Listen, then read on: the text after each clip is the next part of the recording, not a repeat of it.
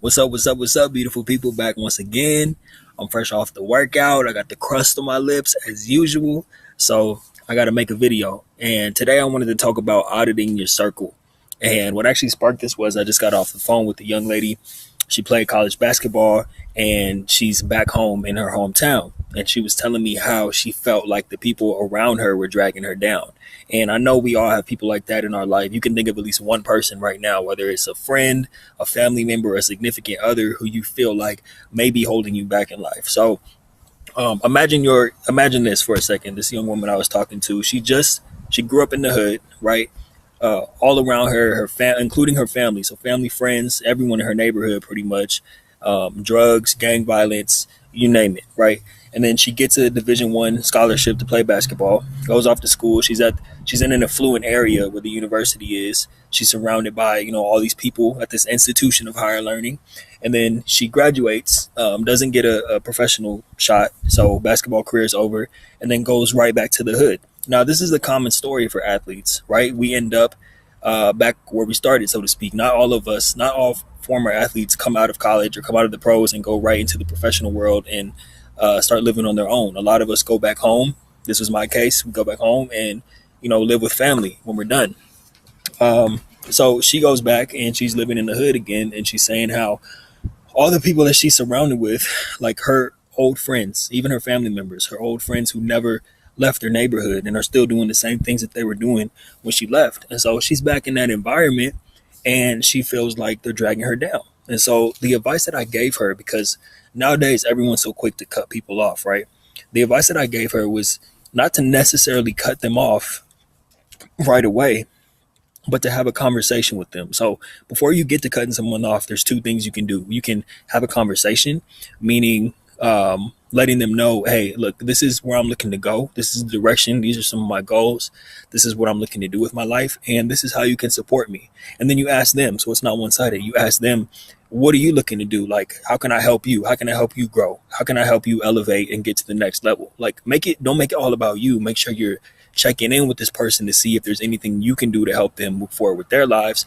That way you go from a relationship where you feel like, this person is holding me back, to, okay, let's have a conversation, hash it out, and let's figure out how they can support me and I can support them. The second thing you can do if the conversation doesn't work or you don't feel like there's any improvement coming is limit your time with that person. You know what I mean? You don't have to necessarily cut someone off, but it's like, hey, look, I can't go out to the club with you this weekend, or we can't just be at the bar drinking Friday, Saturday, and Sunday because I have goals now and I have a future that I'm trying to build. It doesn't mean that I don't love you.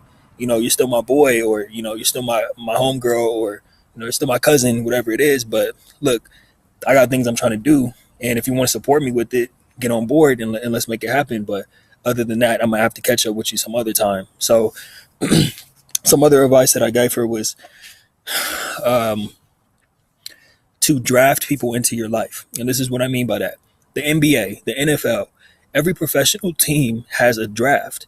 They want to bring in the best players, right? So we need to have a draft in our life where we're bringing in people into our life who can help us get where we want to go as part of our team, right? So we don't always have access to those people directly, but fortunately we live in a time where you can get on your computer, you can get on your phone, and we have access to the internet where you can, literally anybody can be your role model, is what I'm trying to say, directly or indirectly. So for example, and it doesn't even necessarily have to be someone who's in like the industry that you want to get into. You can just like qualities about someone and absorb that into your life. So I have many role models and they don't even know I exist. I have role models and mentors and people who help me and guide me, who I actually talk on the phone with or go have lunch or dinner with.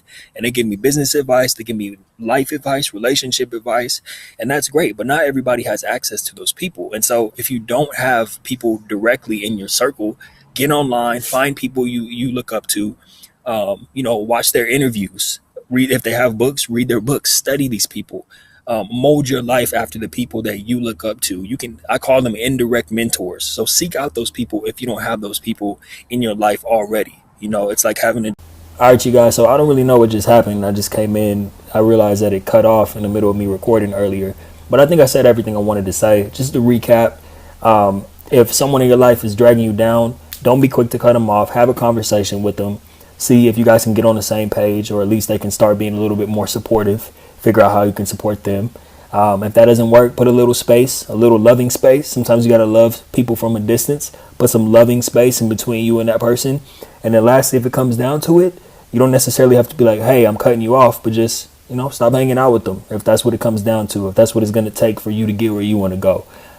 If you got any value out of this, please like, subscribe, share it with somebody. Obviously, I'm focused on working with former athletes, but at the end of the day, this is a message that applies to anybody. So with that being said, I appreciate you tuning in, and I'll check you guys next time.